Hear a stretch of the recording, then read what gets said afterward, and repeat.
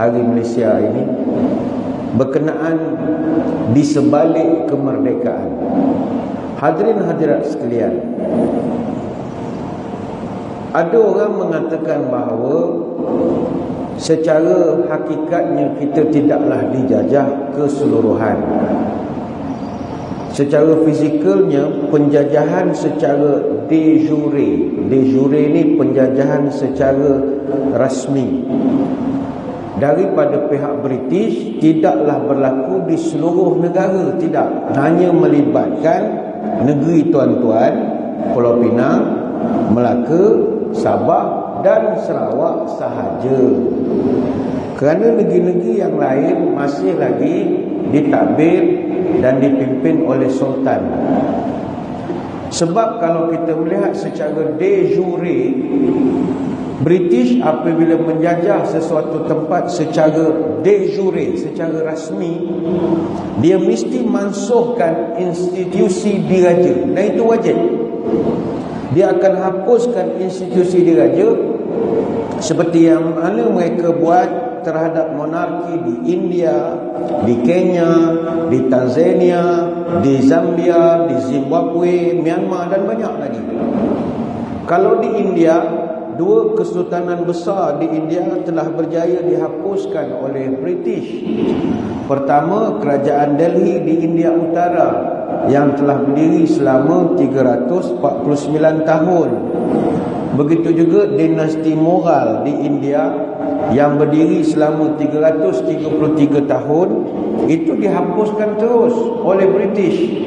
Raja Mughal yang terakhir namanya Bahadur Shah Zafar dibuang ke Myanmar pada tahun 58 dan dia mangkat di sana, dan tempatnya digantikan oleh Empress of India sejak zaman Queen Victoria tahun 1819 sampai sekarang.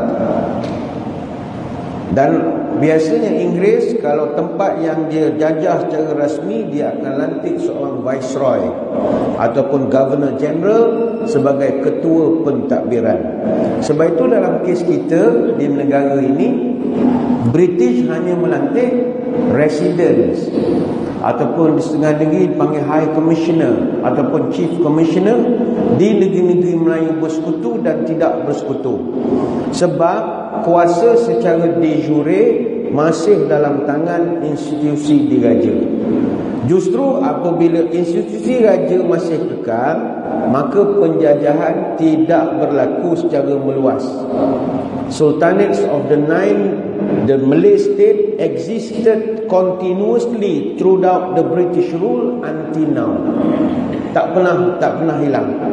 Jadi secara sejarahnya, historically, kita adalah protectorates ataupun protected states, negeri-negeri lindungan.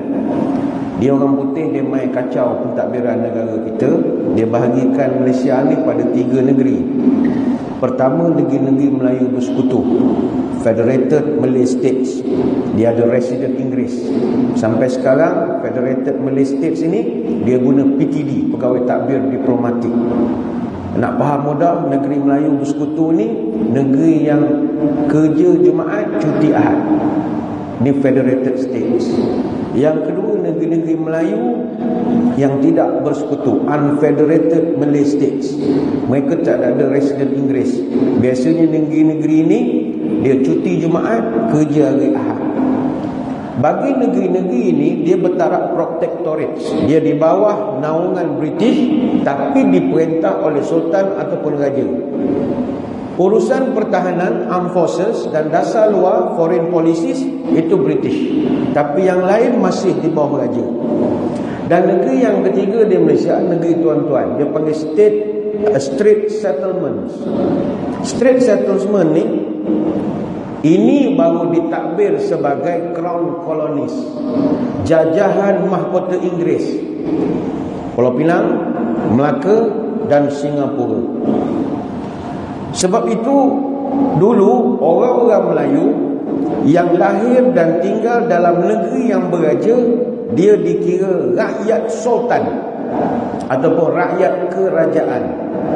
Tetapi mana-mana orang Melayu, Cina, India atau lain-lain bangsa yang lahir dan menetap di Pulau Pinang, Melaka dan Singapura, mereka digelarkan British subject.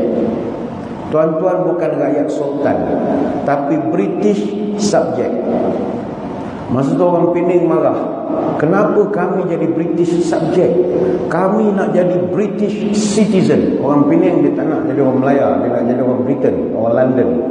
Tapi orang putih ni kalau tak menipu bukan nama orang putih. Dia kata you bukan beranak di England, so you tak boleh dapat hak menjadi orang putih seperti orang England. So you hanya jadi British subject saja. Sebab hanya orang yang lahir di Great Britain saja mendapat taraf British citizen. Kena tipu sekali lagi.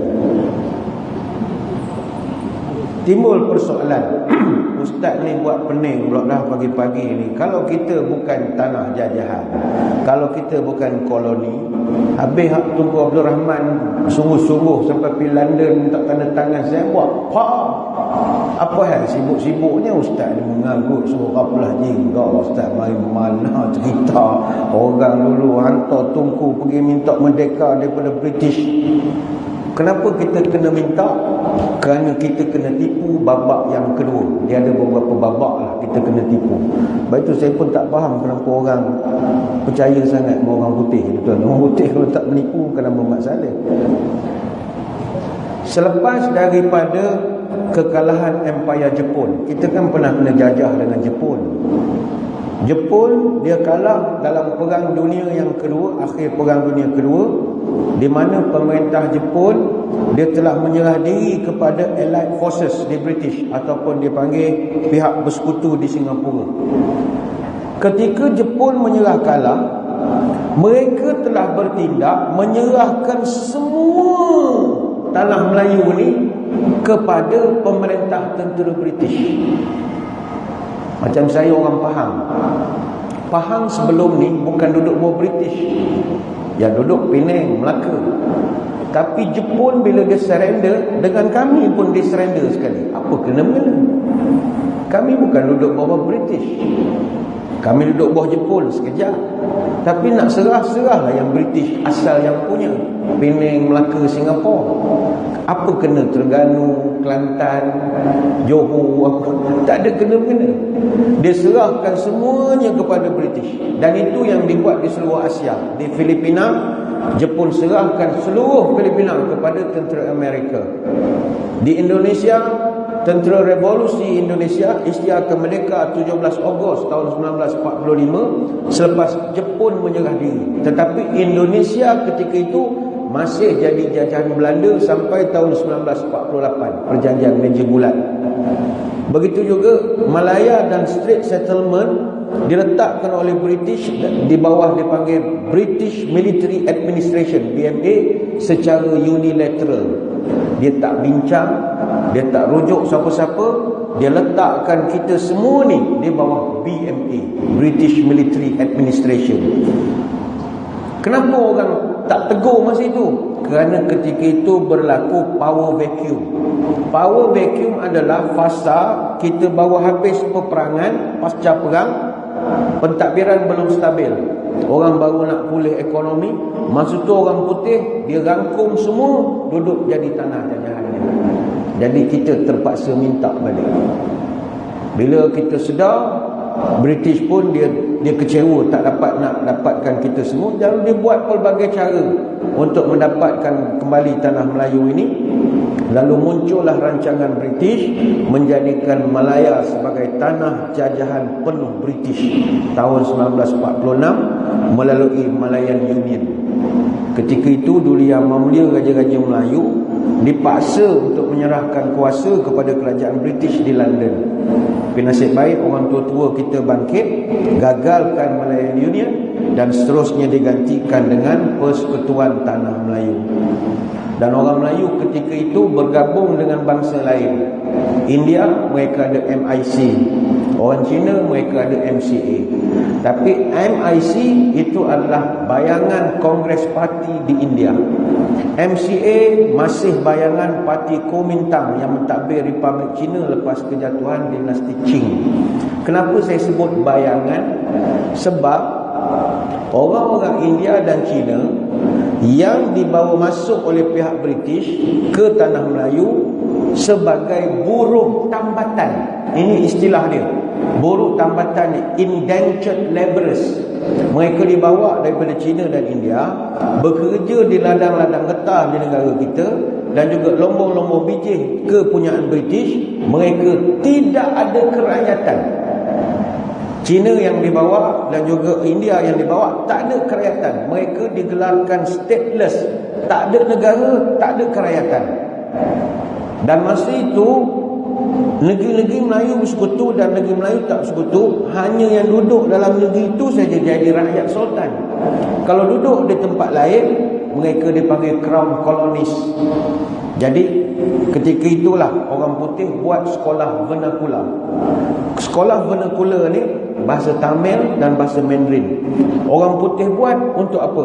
Supaya anak-anak buruh tambatan ini dihantar belajar ke sekolah Cina, hantar belajar ke sekolah India.